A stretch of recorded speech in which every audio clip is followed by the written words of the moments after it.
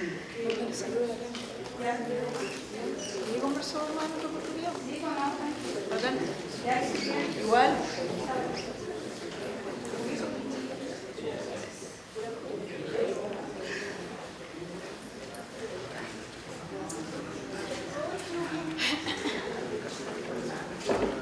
No había sentado. Casi.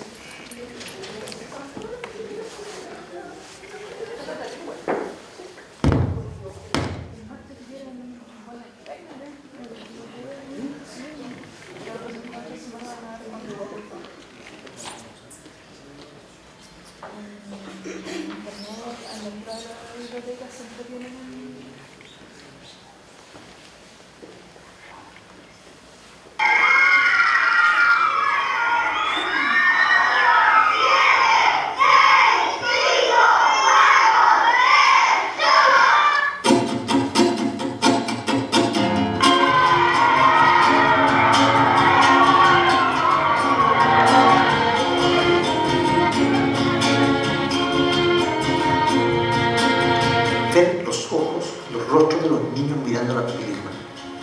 Eso era una experiencia inolvidable y que está registrado en la película. Todo el trabajo de la oficina que yo estoy dirigiendo, que es de la iglesia, la voy a centrar en los pobres porque ellos no tienen la posibilidad de ir al cine. ¿Tú has ido al cine alguna vez? Aprendimos harto, nos entregó cariño igual. Y ella se dio el tiempo de venir a trabajar con nosotros. Todos vamos a ver todos los sábados una película aquí en la capilla.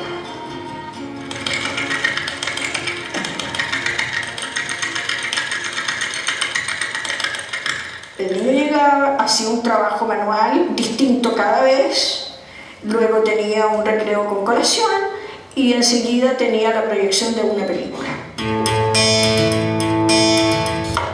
La base pesa más, ¿sabes? Y ahí la giran. Entonces tienen que ponerle la banda. Aquí hay una tira, aquí está como se arma. Entonces tienen que ponerle ellos la tira de los caballos.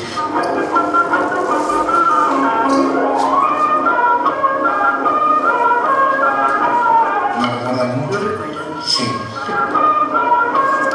Hemos tenido talleres con 500 niños, 300 niños. 500, Sí, claro. Ahora estamos con talleres chiquititos porque cuesta la convocatoria. Como hay muchas drogas en las poblaciones, son muy desconfiados los padres.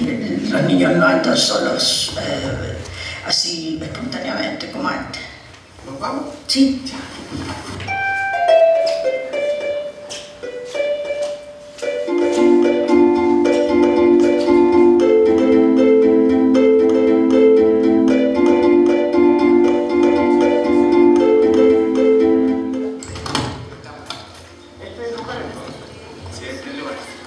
En ese entonces ya hay una carpeta del taller, ¿o no? Sí, sí, eso estábamos recordando con los chiquillos. En ese momento ya una carpeta que era con los trabajos, los dibujos que en ese momento hacíamos para entretenernos igual. Y ahora viene el mundo. Ahora no, cómo pasa el tiempo de la tecnología. Claro, cómo ha cambiado desde ese tiempo. Y acá está registrado todo lo que hicieron en ese momento. Ya. Vamos a echar un vistazo. Sí, por supuesto. Me gustaría, porque aparte que me estaban contando que yo soy el de la carátula, que no tenía ideas. Nosotros nunca hemos visto la película. ¿Han visto el papá? ¿Han visto el papá de chico? No, más me dice que se parecía a mí y a mi hermano. Mi hija me la mostró en YouTube y ahí estuve también recordando ese tiempo un ratito, nos reíamos igual. Ella es mi hija, ¿Y qué te parece poder reconocer a tu papá cuando chico? No, es que me dio risa cuando estaba parado así, se puso rojito. Y parado con los dibujos que hacían, ahí parado, ver a él cuando chico, ahora grande, se ve muy distinto. Sí. ¿Por qué? Porque antes eran de mente sana y ahora andan con pistola en la mano, haciendo cualquier cosa.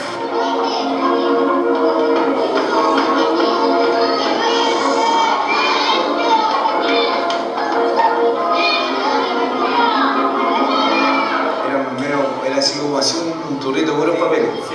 Que tenía... Hacían los fotos. Sí, uno lo hacía así.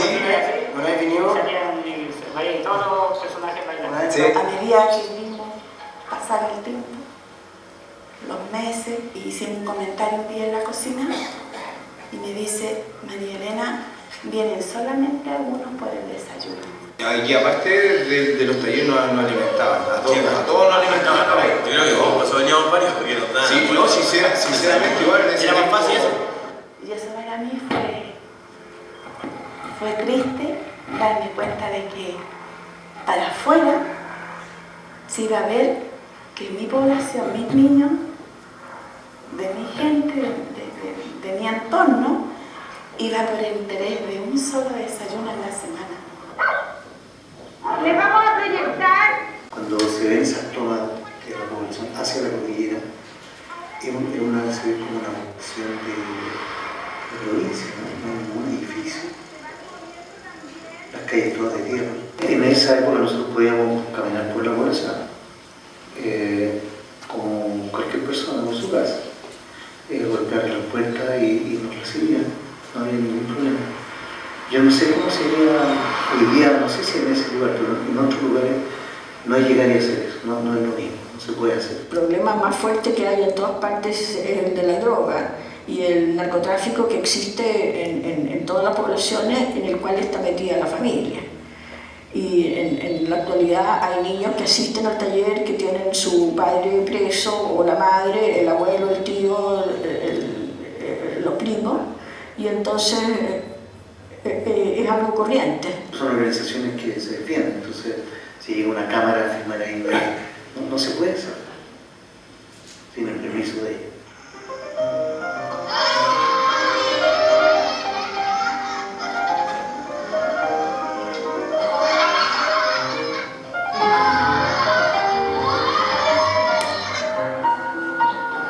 ¿Qué hacías tú los días sábados antes de ir al taller de cine? Ayudar a mi mamá en el trabajo. Cuéntame. Es que ella vende las bellas. Esta es lija para madera. Este es betún. Estos son los bisecolores. ¿Y qué haces tú con la ropa? Me compro mi ropa, los artículos para el colegio, ¿Qué fue lo último que te compraste? mis zapatillas. A ver.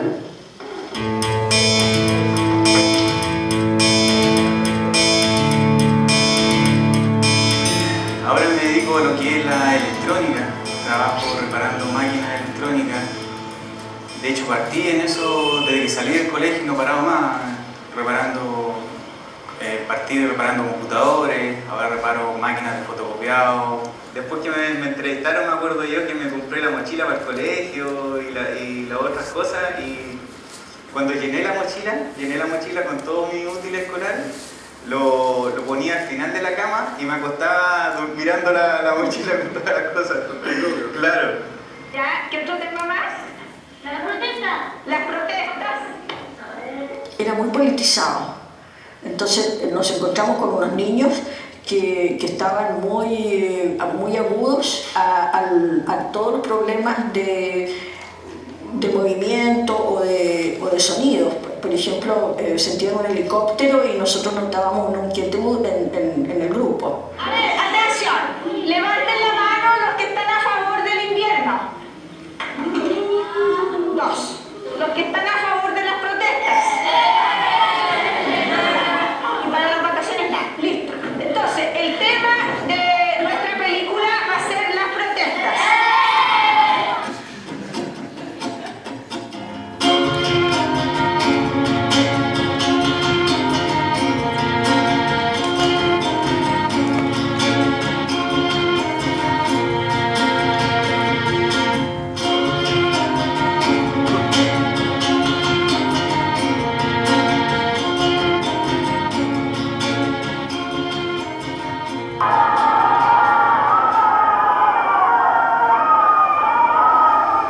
Ahí está la concuna. Se armaba la concuna. Y ahí íbamos mostrando los que hacíamos y el sitio de la protesta.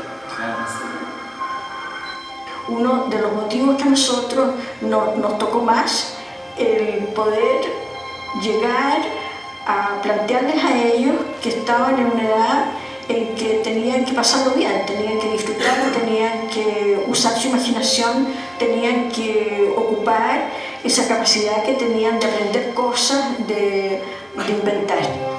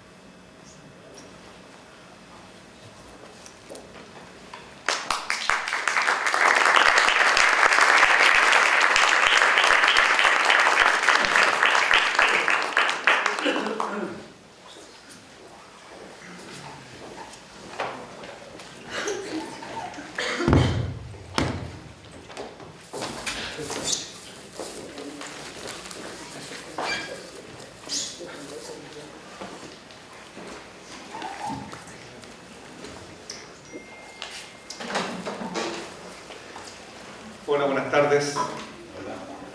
Muchas gracias por asistir.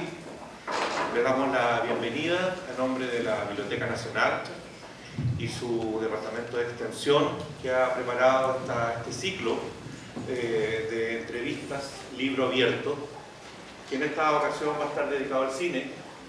Me pidieron que durante los próximos 5 meses tengamos reuniones habituales, una vez al mes, con alguna figura importante de la industria cinematográfica nacional, del mundo audiovisual. Y queríamos comenzar, y yo quería comenzar, conversando con Alicia Vega, que si bien cuando uno habla del mundo del cine en Chile, piensa en los directores, en los actores, y obviamente vamos a tener en los próximos meses algunos de ellos para conversar. Pero el trabajo de Alicia, que quizás es más silencioso, porque no tiene alfombras rojas ni avant premier, es quizás tanto más importante que el que puedan hacer los realizadores, porque tiene que ver no solo con enseñar cine con la docencia, sino que con transmitir la pasión por el cine. Cualquiera que haya visto la película 100 niños esperando un tren, los que conocimos a Alicia a través de la película, después nos hemos dado cuenta del gran trabajo que ha hecho, dedicando prácticamente toda su vida a la docencia, en instituciones como la Universidad Católica, en colegios, pero en gran parte también a niños de poblaciones, niños en situación de riesgo, como dicen en los informes sociales, donde acercarlos al cine tiene un valor mucho mayor, es acercarlos a la vida, a mostrarles la aventura, otro mundo, niños que nunca habían ido al cine, y que incluso no solo ven cine, sino que aprenden cómo hacer cine, cómo es el cine.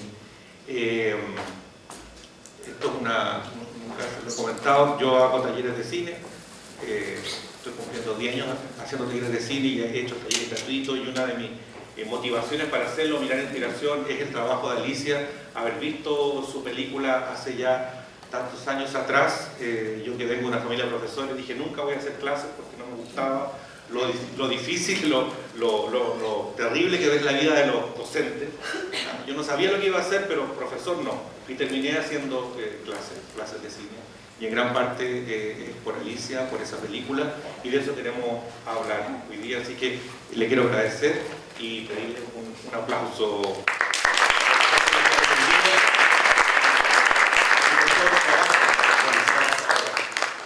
Muchos conocen obviamente tu trabajo a través de la película de Ignacio Agüero. No sé si muchos saben que Ignacio Agüero fue alumno tuyo, y que tú estudiaste también en la Católica. El año 1956 se acababa de abrir el Instituto Fílmico de la Universidad Católica, fundado por Rafael Sánchez. Jesuita, sí.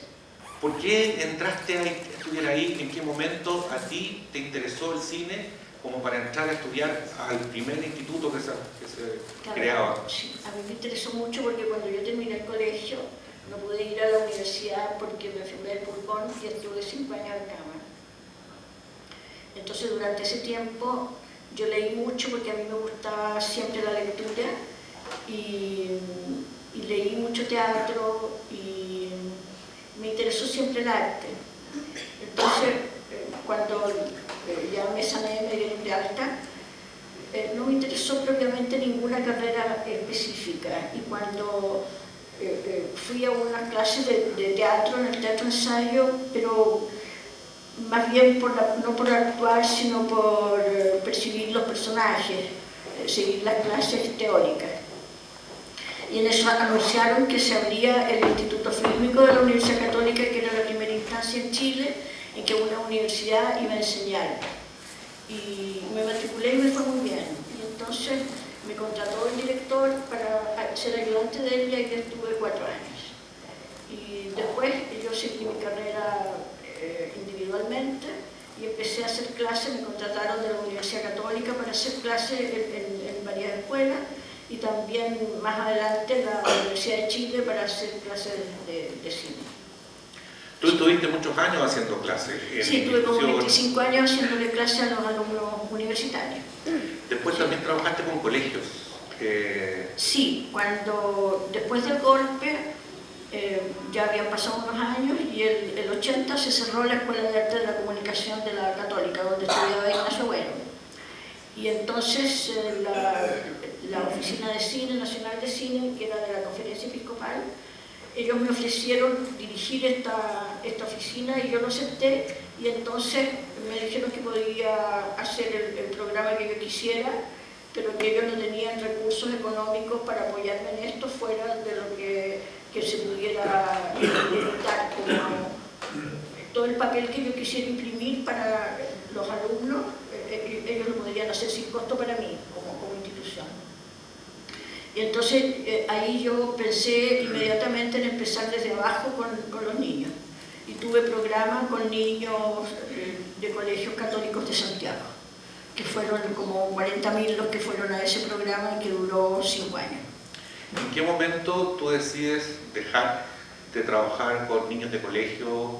Claro, porque estos niños de colegio eran de colegios ricos y colegios pobres.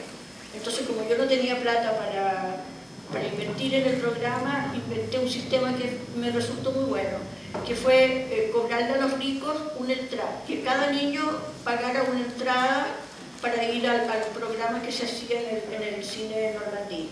Y en esa época tenía 900 butacas. Entonces, estos niños veían una película y luego había un foro con ellos que se grababa. Y yo tenía que contratar el cine Normandí, la película, el equipo de gente que iba a grabar esto y luego un equipo de monitores que iban a estar atentos para asistir a los niños y pasarles los micrófonos cuando solicitaban la palabra. Y con lo que ellos pagaban, yo pagaba esa sesión y otra al día siguiente exactamente igual para los niños pobres a los que no se les cobraba nada. De manera entonces que yo no tenía que poner plata y tenía la posibilidad de darles el mismo servicio a los ricos y a los pobres. Pero pasando los 5 años, yo me di cuenta que los pobres tenían unas reacciones muy distintas a los ricos.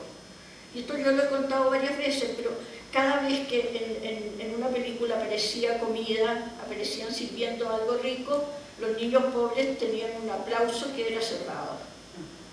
Y entonces iban demostrando sus carencias de una forma totalmente rápida, sin ningún pudor. Lo estaban pasando muy mal. Y entonces pensé que yo no podía dedicarle mi vida a los niños ricos teniendo este campo entero que había que cubrirlo rápidamente porque las cosas iban empeorando. Entonces el programa, fuera de que tuve un problema con el cine Normandí, terminé ese programa y entonces inicié el taller de cine para niños, que era exclusivamente para niños pobres de poblaciones que estuvieran en extrema pobreza, y allí llegué con un equipo de ayudantes, de monitores.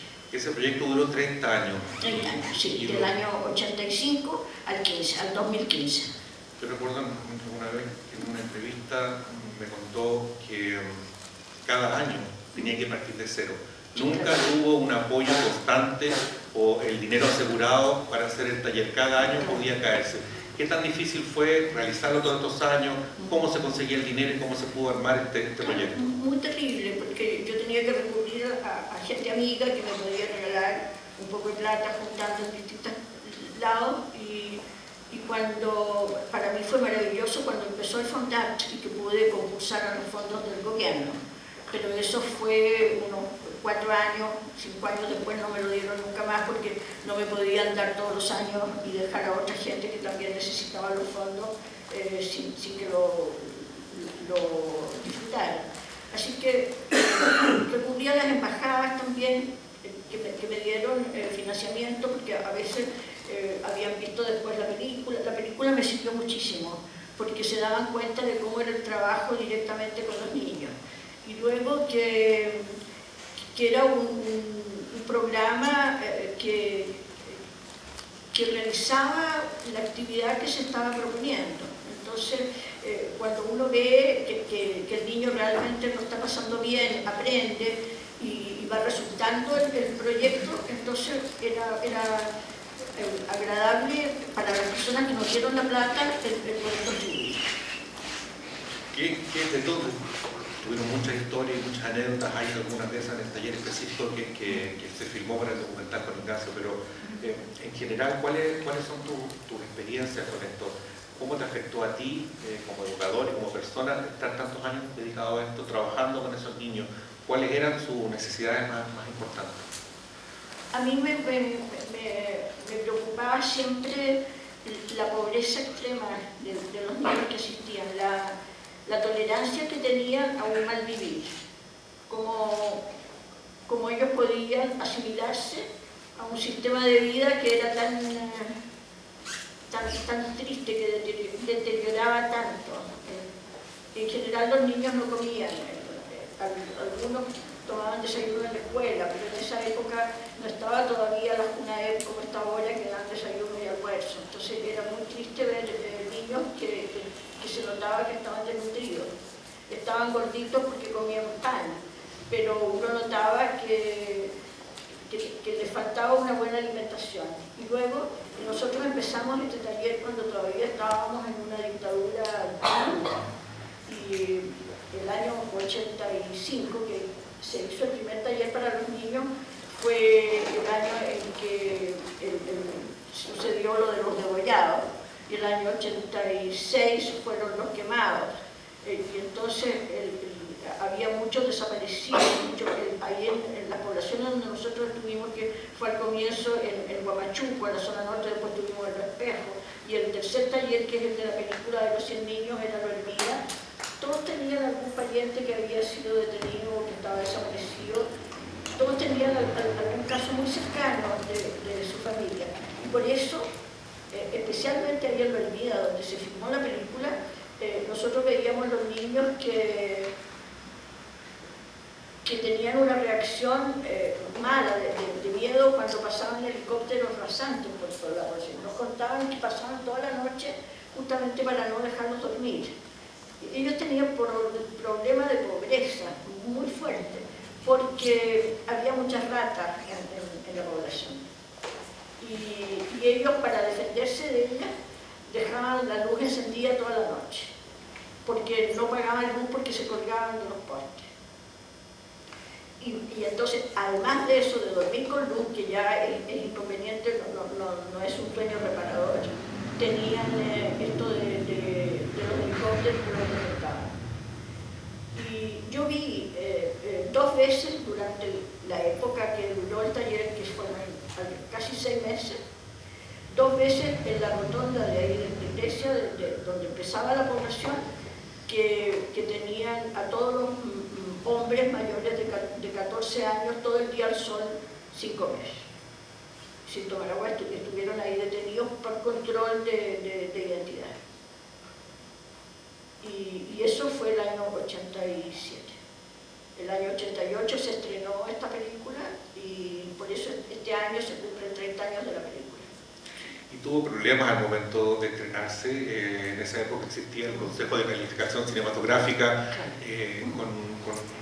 con gente, con militares dentro y qué sé yo, y como no podían prohibirla, trataron, pero no pudieron, la descalificaron para mayores de 21 años, lo cual obviamente limitaba el acceso a la película y lo más importante, que eran niños. ¿Hubo la película, tú decías, sirvió para mostrar tu trabajo, pero el hecho de que quedara en evidencia y lo politizado que estaba y el intento de censura, ¿afectó de alguna manera algún tipo de presión posterior o los siguientes talleres, que hubiera algún tipo de injerencia de la dictadura? No, lo que pasa es que yo cada vez que tuve algún viaje al extranjero recibí unos llamados anónimos o se presentaba algún oficial de militar a decirme que tuviera mucho cuidado con las declaraciones, una carta como amenazantes. Pero en realidad yo no soy política, no tuve nunca ningún problema mayor. Pero a la película le fue muy bien, ganó el primer año que se estrenó en varios festivales, ganó 20 premios inmediatamente, y eso sirvió para que aquí en Chile, cuando se recuperó la democracia, el año 90, se hizo algo que va contra los estatutos de la censura, que es calificarla por segunda vez. Todas las películas se califican una sola vez, y esta fue 2 veces y entonces la pusieron para todos espectadores, que es la calificación que tiene ahora. ¿Y se exhibió por televisión? Sí, entonces ahí se pudo exhibir en el canal 7. Y a Ignacio le pagaron los derechos de autor por esa exhibición y él me lo regaló, el mismo cheque que le entregaron, para el taller mío del año siguiente. ¿Alguna vez te quedaste sin poder hacer un año el taller por falta de...? 2 veces no hice taller porque no logré reunir todo lo que yo necesitaba, porque yo tenía como norma, que es muy sana, reunir todo el dinero que necesitaba para todo el taller y luego iniciarlo, porque nunca quise correr el riesgo de a lo mejor me consigo plata a mitad de taller y puedo terminarlo, porque nunca quise llegar a decir en una población hasta aquí llegamos, no podemos seguir porque se terminó el dinero.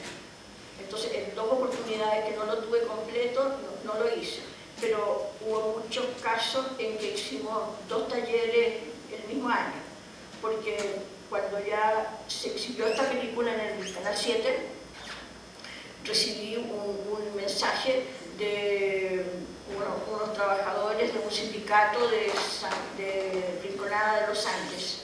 Entonces vinieron aquí a Santiago a hablar conmigo y me dijeron que ellos querían con mucho interés que se hiciera este taller allá para los niños, que eran como 300, los que podrían ir.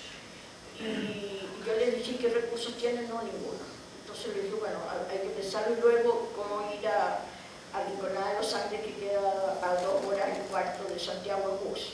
Había que ir y volver, entonces era como imposible. Y se me ocurrió que podríamos ir nosotros, yo trabajaba con un equipo de 18 monitores, todos estudiantes universitarios, y se me ocurrió que podríamos ir en el mes de vacaciones, en enero, y estar todo el mes allá y hacer el taller todos los días, en vez de hacerlo como aquí en Santiago una vez a la semana, pero con el mismo programa y la misma cantidad de sesiones. Y entonces me acordé en ese momento que una amiga de la Embajada de Finlandia, una amiga finlandesa, me pidió autorización en el taller del año anterior para que fuera la señora del embajador de Finlandia a ver esta actividad. Yo le dije que bueno, como eran personajes silenciosos que no iban a molestar a los niños, le dije que sí, que fueran a ver. Y fueron a la población donde estábamos ese año, y a última hora recibo un llamado de la embajada en que me dicen que el señor embajador también quería ir, y si sería posible que él fuera y con cámara fotográfica. Entonces yo le dije, está bien. Fueron, y este señor quedó encantadísimo, pero a la salida me dijo, tengo que irme inmediatamente porque tengo una reunión con unos sindicalistas que vienen a visitar todos los países de Latinoamérica. Y se fue. Pero cuando yo estaba hablando con estos del sindicato que me decían que no tenían ningún centavo, me acordé de ese embajador que me había dicho que tenía reunión con los sindicalistas. Y entonces le escribí una carta y le dije, mire, pasa esto. Y 3 semanas después, le dije, necesito $10.000. Entonces me contesta, estimada señora, ¿le servirían 9.000? Sí, sí. Entonces me fui donde un amigo rico, Jorge Carroza, que tiene una galería de arte, y le dije, mira, me faltan $1000. Y él me hizo un cheque. Entonces pude hacer el taller de Rinconada Docentes, con 300.000. A propósito de que mencionaban los monitores, cuéntanos un poco quién eran esas personas, de dónde aparecían, y hay algunos que estuvieron una vez contigo y después de mucho tiempo volvían de nuevo. Ellos trabajaban, ¿cómo llegaban a ti?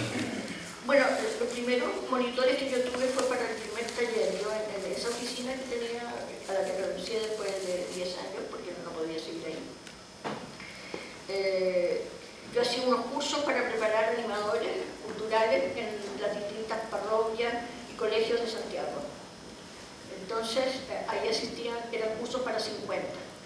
Y el primer curso que di, que duró 5 meses, 2 veces a la semana, cuando terminó, supe que los de la parroquia de Jesús Carpintero de Huamachuco, que eran 5, estaban cesantes y que estaban cantando en las micros para reunir la plata para comer en el día. Entonces, ahí pensé que podría hacer en esa capilla el primer taller de cine para niños. Y entonces los contraté, fui para allá, les dije yo puedo contratarlos una vez a la semana para que me ayuden en este taller que quiero hacer aquí, porque hablé con el párroco y él aceptó muy contento. Era un párroco canadiense. Eran los curas obreros a los cuales el obispo que vino después los echó a todos los que estaban en la región metropolitana. Bueno, ese párroco me dijo, sí, muy bien, con mucho gusto, y yo contraté a 5 y que habían seguido el curso conmigo, pero me fue mal. Estuve un tiempo con ellos, pero terminé mal porque ellos tenían sus códigos de la población que yo se los respeté y los respeto actualmente, pero a mí no me servían para el trabajo que yo necesitaba hacer con ellos, porque se moría un amigo, por ejemplo, o la tía o el papá de un amigo, y entonces ellos iban al velorio, pasaban toda la noche acompañando a la familia y al día siguiente faltaban a su trabajo, sin dar ningún aviso ni nada. En esa época había muy pocos teléfonos. Entonces yo tenía un taller de 120 niños y en vez de tener 7 monitores tenía 3, que eran mis 2 hijos y un compañero de la universidad de uno de ellos. Y los 5 de la población desaparecidos. Entonces, al año siguiente le dije a mis 2 hijos que estaban en la universidad, uno en música y otro en arqueología, que me consiguieran compañeros para yo entrevistarlos y darles una capacitación. Y así lo hicimos. Y fue muy bueno porque eran todos estudiantes que necesitaban una plata. Siempre yo he tenido monitores que son pagados. Yo dentro de la plata que busco para hacer el taller siempre tuve un ítem para el pago de los monitores, de manera de yo poder exigirles que fueran, poder exigirles que hicieran exactamente lo que yo quería que hicieran con los niños y luego que asistieran. Y siempre tuve 2 monitores de llamada por si alguno tenía alguna dificultad, la obligación de llamar el día anterior, y entonces yo llamaba al reemplazante que venía al día siguiente. Y entonces así siempre tuvimos cubierta la atención con los niños, porque acuérdense ustedes que eran niños que eran malos en el colegio, malos en las relaciones con su familia, eran niños díscolos o niños que no tenían mayor interés en la cultura ni en nada. Entonces había que estar muy cerca de ellos, monitoreándolos para mantenerles la atención y que se entretuvieran con los juegos y que había que controlar esto de la diferencia de los niños que son más adelantados de los más lentos. Entonces, para los adelantados teníamos que tener 3 o 4 trabajos más que ellos pudieran hacer mientras los otros se demoraban en terminar el primer trabajo. Y todo eso hay que monitorearlo con gente al pie del cañón ahí al lado de los mesones donde ellos están trabajando. Y luego el atenderlos con un trato cariñoso y amistoso, que era lo que nosotros esperábamos que los niños mantuvieran para ir creciendo sin que uno les estuviera dando lecciones de vida. Los niños siempre tomaban esto de la práctica. Siempre se practicaron los buenos modales. Nunca se le dijo al niño, mire, usted tiene que saludar en la mañana, o tiene que hacer tal cosa, o no escupir en el suelo. Ellos vieron cómo era el comportamiento en general y cómo le celebrábamos a los que se portaban excelentemente. Mire, este niño, como dejó pasar primero a una niñita aquí que se cayó. Entonces todas esas cosas ellos las iban pescando y así íbamos mejorando en muchos sentidos. ¿Te ocurrió, como se ve en el reportaje que hicieron en Canal 13, en esa oportunidad de que niños que habían participado del taller te fueron a ver después, los ubicaste después, tuviste esa experiencia de saber qué había sido de ellos?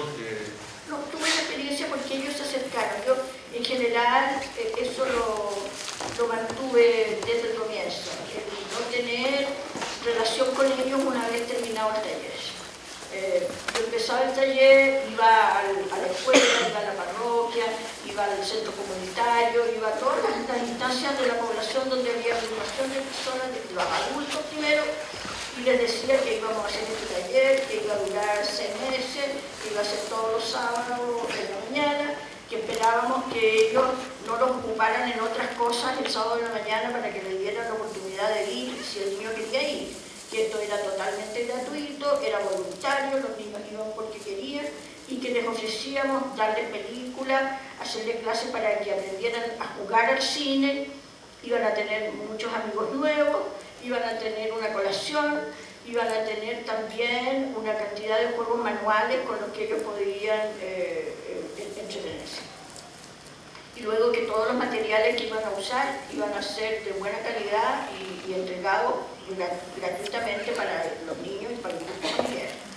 Entonces, una vez que teníamos este compromiso, se les decía que este taller iba a funcionar de tal fecha a tal otra, y poníamos siempre algo, un trato que fue efectivo, que era la transparencia. Le decíamos el taller va a durar 6 meses, y va a tener tantas sesiones, 25 o 26 sesiones, y aquí está lo que vamos a hacer cada sábado. Y eso se ponía en una lista, en un muro, para que todos los niños vieran de qué se trataba. Y entonces la primera sesión, que es la imagen, jugábamos a qué era la imagen. La segunda sesión, el taumatropo, y ellos aprendían lo que era este juego de un pajarito que se metía con una jaula, y lo hacían. Entonces eso a ellos les hizo creer en nosotros que lo que teníamos escrito estaba siendo hecho de verdad cada sábado. Y cuando decía al final, hoy vamos al cine, estaban todos alerta de que íbamos a salir al cine, de verdad. Y cuando decía exposición con cóctel, todos estaban alerta de que iba a haber un cóctel. Entonces, las cosas se iban cumpliendo. Y luego que había actividades que a veces las hacíamos afuera, y otras veces, si el tiempo no estaba bueno, adentro del local. Pero nunca le fallamos. Si nosotros queríamos hacer, por ejemplo, un traveling afuera, si estaba bueno el tiempo lo hacíamos afuera, pero si estaba malo lo hacíamos dentro de la capilla o dentro de la escuela. Y siempre la situación era que se cumplía con lo que teníamos prometido. De manera que el niño sabía que aunque fuera uno, le íbamos a hacer todos los ejercicios, le íbamos a dar la película, le íbamos a dar colación, todo para él solo, si acaso él estaba solo. Y entonces eso funcionó siempre como una muestra de respeto hacia quien le estábamos haciendo el trabajo. Y eso operó siempre. Ahora, a lo que iba es que cuando poníamos esa lista, le decíamos vamos a estar de aquí hasta acá, pero el 24 de noviembre nosotros nos vamos a otra población porque ya en septiembre estábamos viendo a dónde íbamos a ir para el año siguiente y consiguiendo la plata y todas esas cosas. Entonces no podíamos cargar con una cantidad de niños que nos estaban sepultando con problemas. Nosotros durante el taller teníamos a mamás todas las semanas que mire que no tengo cómo pagar la operación de mi hermano y que en el hospital me piden tal cosa, que nosotros no tenemos un centavo, tenemos nada más que la plata del taller. Así que no nos pidan para otra cosa porque no tenemos, y la verdad es esa. Y luego, que nunca la dirección de mi casa, ni el teléfono, ni nada, nunca llegó nadie. Un día un niño tuvo un accidente y yo tuve que pasar por mi casa a buscar plata para llevarlo a la posta, y al día siguiente yo tenía 6 niños afuera de mi casa. Claro, entonces inmediatamente, pero los eché con viento fresco, y, porque uno no se puede acercar. Yo no soy asistente social, no tengo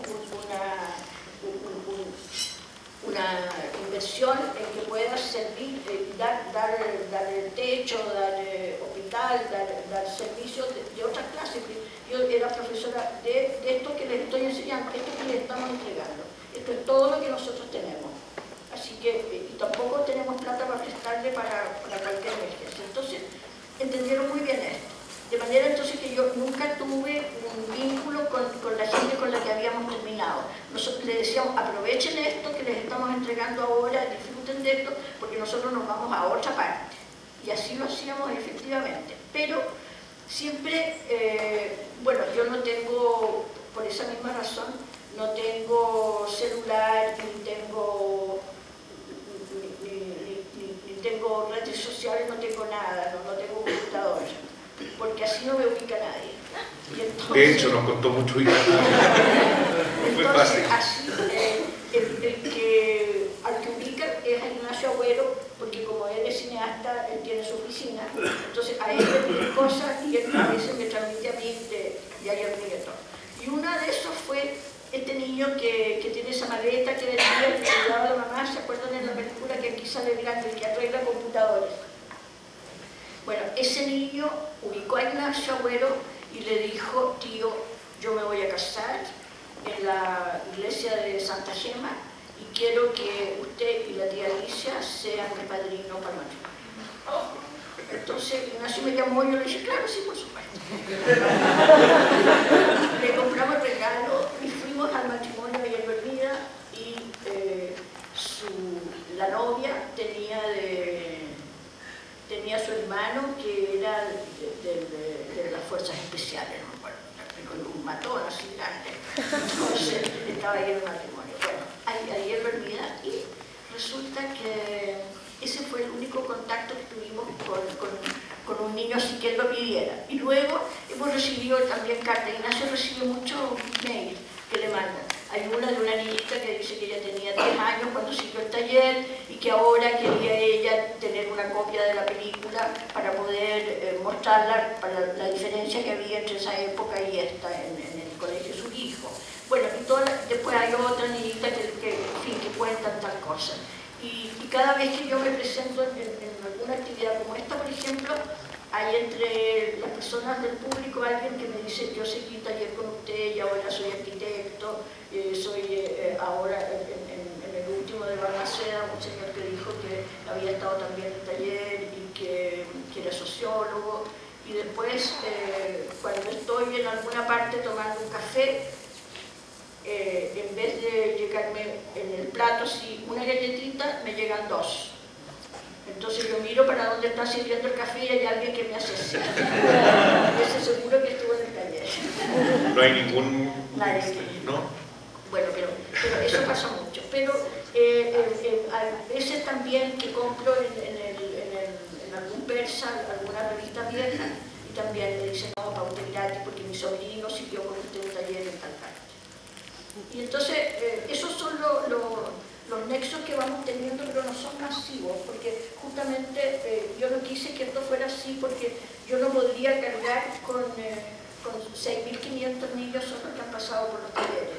Entonces yo no podría ir acumulando cada año más y más problemas, porque yo no los puedo solucionar.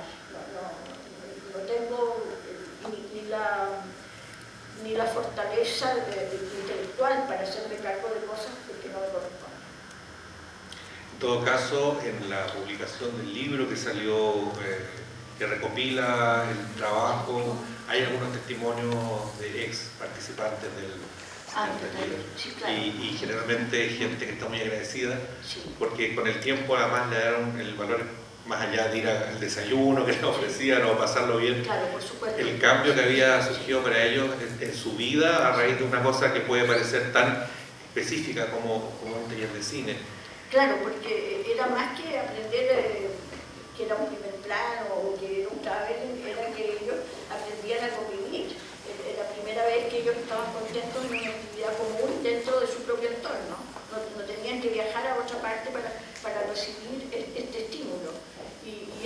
le sirvió en la vida para desarrollarse. Los padres siempre nos decían, ha mejorado mucho en su personalidad. Y claro, mejoraban porque después de ser un niño porro en el colegio, mal hablado, insolente con la madre, llegaba el sábado encantado con un juego que él había hecho con sus propias manos y les explicaba cómo funcionaba y después les contaba la película que había visto. Entonces era un niño que tuvo voz dentro de su propio grupo familiar y eso fue muy satisfactorio para él porque se veía que él aportaba algo y también para la familia que empezó a sentirse orgullosa de las cosas que su hijo estaba haciendo. Y eso fue muy marcador tanto en la ciudad como en los sectores rurales en los que estuvimos. Y para ti, Alicia, después de estos 30 años haciendo los talleres, ¿qué es lo que más te queda? ¿O qué es cómo? A mí lo que me queda sí es la alegría que logramos establecer en todos los niños, en distintos niveles, y luego el sacar de ellos su creatividad, el que ellos pudieran expresarse y que pudieran libremente hacer el dibujo que quisieran, y si no querían hacer dibujo, el niño que decía, tía, yo no sé dibujar, bueno, hágalo, escriba los títulos de la película que vamos, todos están haciendo un dibujo por un fotograma para la película, usted va a escribir los títulos, usted va a escribir el letrero fin, ¿sabe escribir fin? No. Bueno, aquí le vamos a escribir, le poníamos fin con esto, hágalo usted ahora con sus propias manos, o invente otras letras para poner fin. Bueno, en fin, le buscamos siempre a que cada uno pudiera entregar algo del mismo y siempre quedaron muy agradecidos de esto porque se dieron cuenta que todos eran igualmente buenos para lo que se les pidiera, porque unos si eran más rápidos y otros más lentos no tenía ninguna importancia. A nosotros nunca nos preocupó en absoluto. Yo tenía varios monitores que eran estudiantes de arte y ellos siempre se portaron muy generosos con los niños, muy contentos, les alababan todo lo que hacían, los colores, y ponle más y métele aquí. Y entonces los niños se estimulaban. Pero, por ejemplo, en un cuadro de película les mostrábamos una figura entera y esa figura, cuando aparece un ser humano entero, se llama un plano medio.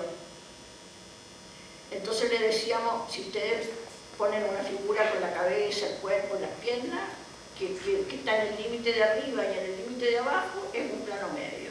Dibujen un plano medio, todos dibujaban. Y no nos importaba nada que uno lo dibujara perfecto, una niña con trenzas rubias y con pastito abajo, y todo perfecto, y otro que hacía un monote, así con unas patas chuecas y todo, pero si coincidía que la cabeza y los zapatos que daban en el cuadro estaban igualmente buenos. Entonces fue una sorpresa para el que siempre era bueno para el dibujo en el colegio, que lo alababa, que le dijéramos que estaba muy bien y que el otro que había hecho apenas un mono, que también estaba bien. Entonces eso, al que hacía el mono le subió el ánimo y al otro se bajó un poco porque dejó de ser tan cachiporra. Entonces fue muy estimulante porque todos entendieron que tenían un lugar en este taller y que ese lugar era único. Y eso es la sensación que a mí me queda. Y por eso en la exposición que nos pidió ahora la Universidad Católica para su Galería del Campus Oriente, en la Galería Máquina, que hiciéramos una exposición de trabajo, todos los trabajos guardados de los míos, todos los que son de creación. Que hiciéramos una exposición, llenamos 2 salas enteras hasta arriba de 2 pisos y pusimos parte de estos trabajos año por año. Y pudimos demostrar que allí estaba la creatividad de 30 años seguidos y que eso podía mostrarse, se puede estudiar. Una persona que quiera saber qué hacía un niño 30 años atrás en inventar un argumento, lo puede comparar con un niño que lo hizo recién ahora el año 2015. Pero yo quise, en esta exposición, hacer una cuncuna, esta misma cuncuna que ustedes vieron que hicimos, que la sacábamos a pasear, después que ellos la dibujaban por todo el sector, y la gente salía a mirarlo y los aplaudían. La quise representar en esta exposición con una cuncuna que midió varios cientos de metros, porque la hicimos desde la entrada de la casa, de la entrada principal del Campo Oriente, pasando por todos los pasillos, por todos los lugares que hay, por todas las distintas partes, hasta llegar a la Galería Máquina, que está al centro del campus, una cúpula en que estaban representados todos los talleres, y en cada fotograma estaban anotados en etiquetas autoadhesivas el nombre de cada niño que participó. Yo lo hice todo eso a mano y escribí el nombre a cada niño con su edad. Entonces, Juan Pérez, 7 años, del taller Huamachuco. Isabel Pérez, su hermana, 4 años, ahí estaba. Y quedaron los 6.500 como un símbolo de que ellos entraron a la universidad. Fuimos invitados. Entonces, a los alumnos actuales de la universidad que llenaron la exposición, fueron a verla todos los días varias veces, yo les dije, aquí están estos niños que no tuvieron los medios para llegar aquí a estudiar con ustedes, pero la sensibilidad la tenían, y si hubieran tenido oportunidades seguramente estarían masivamente aquí también. Bueno, eso es para mí una alegría grande, ver que algunos estudiaron y algunos lograron tener un trabajo. Yo a veces me he encontrado con alguna niñita que me abre los brazos en la calle y me dice: yo estuve en el taller no sé dónde y ahora soy contadora. Entonces yo aprendí en el taller que uno, si le ponía empeño, podía hacer lo que quería. Y esas cosas son satisfactorias porque es el empeño que cada uno le puso, y nosotros le fuimos creando esa semilla. Ahora, nunca fuimos separatistas en el sentido de que les estamos enseñando cine y la película y que se yo, la historia del cine. Siempre les tuvimos en cuenta que existía la lectura, y entonces les leíamos algunos textos. Todas las semanas les entregábamos un texto con lo que habían aprendido, y esto era lo que ellos archivaban en su carpeta. Ahora, esta carpeta ellos la conservaban como un tesoro, pero también era el arma de su casa. El padre llegaba borracho y se enojaba con el niño y le tiraba la carpeta al canal, y entonces el niño llegaba el sábado llorando porque no tenía nada y que teníamos que reponer toda la cosa.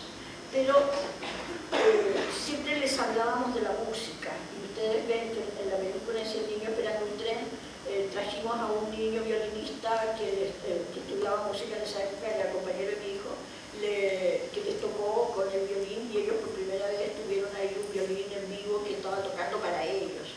En la Ciudad del Niño, donde estuvimos también con un taller enorme, llevamos a una pianista que les tocó, como era antes en el cine mudo, que la película no tenía sonido, pero había siempre un pianista o un grupo de músicos que tocaba durante la proyección. Y ella les tocó entonces para una película de Chaplin. Y los niños la aplaudieron mucho. En Chiloé hicimos un taller en que también había una famosa violinista que estuvo tocando frutillage. Y ella hizo un viaje de turismo hacia Chiloé justo el día que nosotros estábamos dando la función en que aparecía el niño violinista, ese un dibujo animado.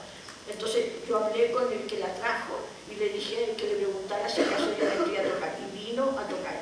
Y fue bien impresionante porque era en una capilla redonda de madera que hay en Chiloé, en Ancud, y ella tocó, y los niños saltaron, se abalanzaron sobre ella y la abrazaban y le daban besos y la abrazaban, y ella se reía y después dijo que había sido el día más feliz de su vida como violinista porque nunca había tenido un público como ese de espontáneo, porque fue realmente maravilloso. Eran los niños en un estado así puro, que nunca habían visto una violinista con esa experticia como estaba tocando ella, y me pareció algo que era realmente maravilloso. Entonces nosotros siempre tuvimos pendiente esto, de que el cine era una forma de arte, pero también estaba la literatura, estaba la música, estaba la poesía, estaba el teatro. Y siempre nos contaron que la población que nosotros dejábamos, después había actividades de la comunidad, iba un grupo de teatro, los que estaban ahí fijos, hijos, los del taller de cine. Hacían un video, daban, los que pedían la palabra y hablaban, los niños del taller. Entonces ellos realmente empezaron a usar algo que antes lo desperdiciaban. Vamos a ir cerrando ya la entrevista, pero queremos dejar también la posibilidad de que algunos de ustedes hagan preguntas. Si es que alguien quiere preguntar o decir algo a Alicia, hay un micrófono por ahí.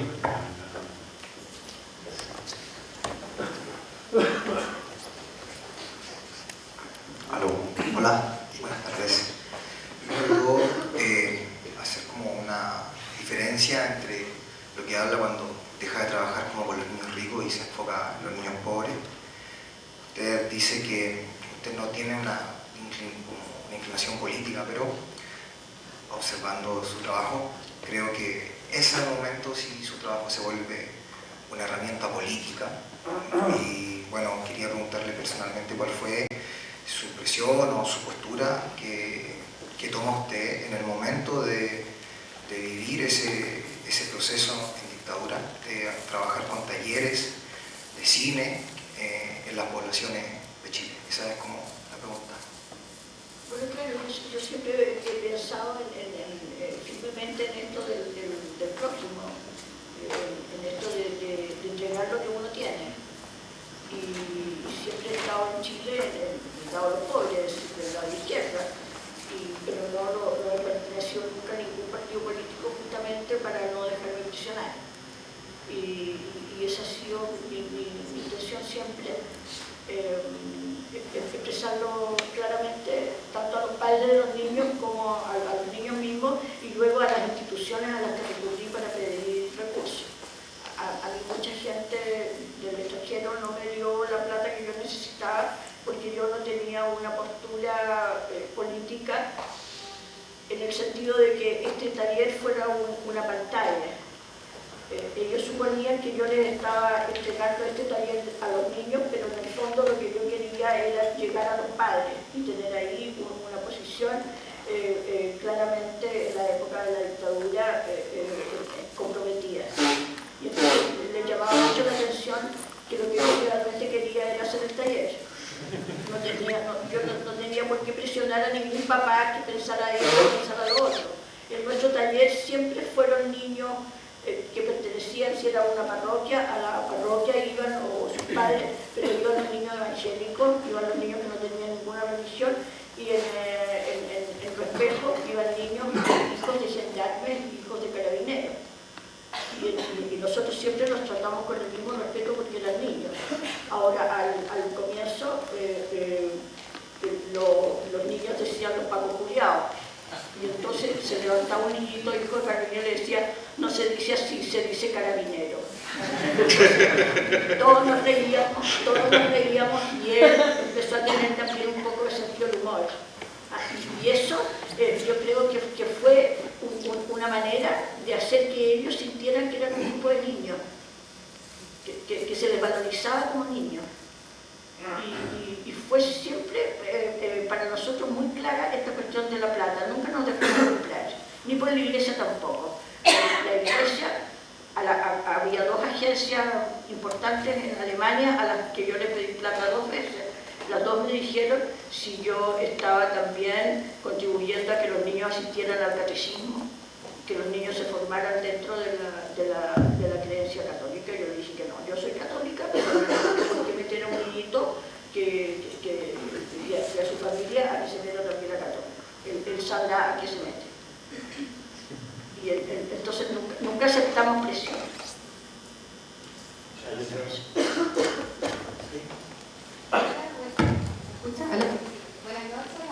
Creo que se escucha así. Nada.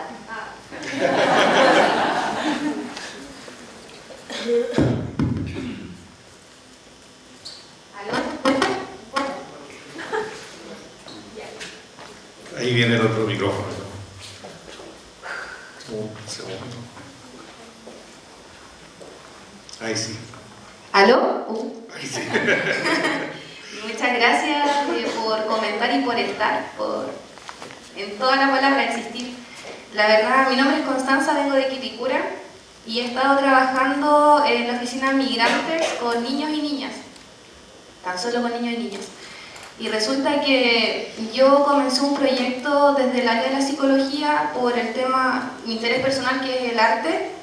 Comencé a buscar las primeras expresiones del arte y encontré la animación en las cavernas, y dentro de esa investigación encontré sus trabajos. Y mi proyecto que yo tenía, me di cuenta que una chilena ya lo había comenzado a realizar y me sorprendió y me enamoró bastante. Saber que lo que uno quiere hacer ya existe, hay un vestigio. Y lo que me llama tremendamente la atención es como el factor de raíz que ustedes tienen, que es rescatar la historia chilena. El trabajar con nuestra propia historia, con nuestras experiencias, con nuestras vivencias, en zonas donde se ha visto mucha violencia, de muchas formas, muchas carencias emocionales, políticas. Y comentarle que yo aprendí desde la improvisación casi, no tuve una formación como tallerista y cometí muchos errores también al principio. De hecho, agradezco mucho que usted diga ahora del tema de los recursos, porque me pasó la primera vez que llegué a un colegio, propuse un taller de zootropos.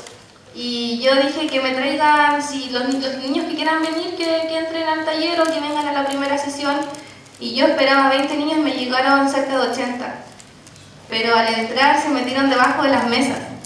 Y no sabía qué hacer porque yo decía, pucha, venía a presentar un taller, se van debajo de las mesas, algunos salieron corriendo. La directora me miraba enojada. Y ahí me di cuenta que en verdad, cuando uno propone un taller, más que la idea, es rescatar también lo que los niños quieren. Y me costó aceptarlo en la vivencia, porque a uno le piden y le exigen como cronograma, lo que usted estaba diciendo que era muy importante tener como la planificación, pero cómo poder también modificar esas planificaciones acorde como a las vivencias que se dan día a día, que muchas veces la vida no está planificada y ocurren contingencias. Y quería comentar y dar esa mi experiencia, que al trabajar con niños y niñas que vienen con una historia de migración, de familias también desarraigadas de su propia cultura, sin que les pregunten si quieren viajar o no, el trabajo del arte ha servido mucho para plasmar lo que significa el encuentro intercultural, y lo agradecida que estoy de que existan estas formas y en el medio audiovisual, para nosotros también tener un registro y más adelante poder ver que en algún momento también nosotros fuimos un aporte y que los niños tienen como, no sé, un alma tan hermosa que nos pueden enseñar mucho más que una conversación. A veces una mirada, a veces una sonrisa. Y gracias también por usted haberlo plasmado y que después de casi ya 30 años, nosotros ahora en el 2018, poder ver lo que usted hizo con tanto amor, con tanta dedicación y con tanto también profesión, y poniendo límites a la vez. Muchas gracias. Bueno, gracias a usted. Pero es interesante esto de poner límites, porque así como uno les propone a los niños, también los límites se van corriendo, ocurren imprevistos y uno tiene que estar preparado para eso. Porque si tiene todo calibrado para que resulte bien, está preparado para que ocurra algo que no se pensaba. Por ejemplo, hay niños que aplauden mucho una película y entonces uno, en vez de darle una, le da 3 o 4. Y eso va dependiendo del día y va alargando las cosas. En una película que vimos una vez, había un personaje que es un niño con el que se identificaron todos, que anda en un caballo blanco, el crin blanco, y el niñito lo andan persiguiendo unos prepotentes dueños de los caballos salvajes, que le quieren quitar ese caballo, y el niño, para salvar al caballo, se arranca con él. Bueno, pasa todo el día corriendo y finalmente él caza un conejo, lo está asando para comérselo, que va a ser su único alimento en el día. Cuando ve que a lo lejos lo vienen persiguiendo y se tiene que arrancar, y cuando sale del lugar pasa a llevar el asado que se quema entero, y todos los niños hacen ¡oh! Se vendió el asado. Entonces, bueno, se comieron la colación de ese día, que era bien rica, siempre tratábamos de darle frutas y cosas ricas, y a la semana siguiente les teníamos de sorpresa unos asados, así que 2 monitores se quedaron afuera y con unas parrillas y todo. Cuando ellos salieron al recreo había olor a asado y fue maravilloso porque todos comían, se repetían, se volvían a poner a la fila y entonces decían, tía, me he puesto 3 veces a la fila. Y se comieron el asado que el sábado anterior había quedado quemado. Entonces todos esos imprevistos se pueden sumar a la actividad general cuando lo principal, lo vertebral está puesto ahí en el muro.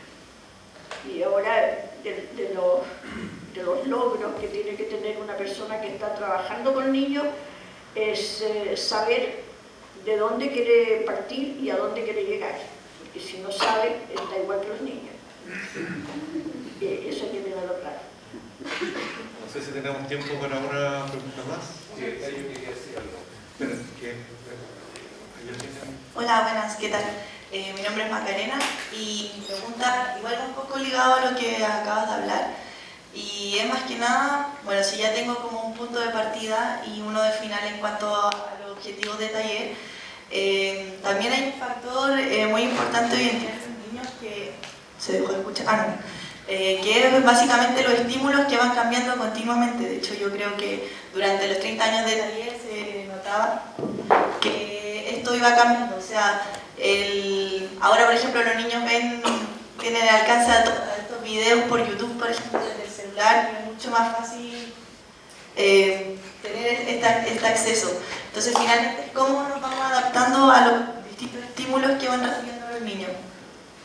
Claro, va siendo difícil porque se va cambiando. En este momento, en el último taller que hicimos el año 15, había niños que estaban con celular viendo su propio programa durante la exhibición de la película. Eso quedó registrado por Ignacio Agüero, que estuvo filmando también, y ese es un cambio social y un cambio cultural, que el niño no tiene la educación para darse cuenta que uno no quita lo otro. Entonces ese tendría que ser un trabajo que tienen que manipular ahora los que están enseñando en este momento. Sí. Hay que incorporar eso. Sí.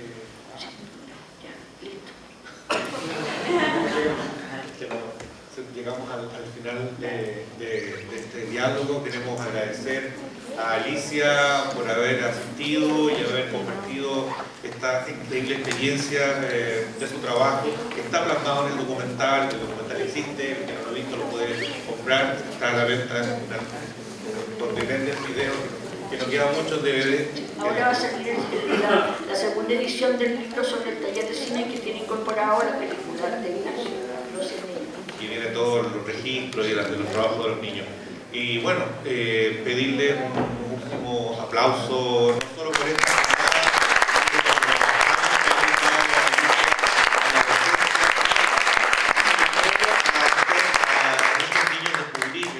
maravillarse con el cine, ese momento en que ellos van al cine por primera vez, yo creo que es de lo más impactante que ha entregado el cine chileno también. Así que muchas gracias. Y desde ya dejarlos invitados para la próxima sesión, que va a ser el 13 de septiembre. Va a ser una sesión mensual. El 13 de septiembre es la próxima y va a estar presente Silvio Galloso. Así que desde ya quedan invitados y una vez más, muchas gracias.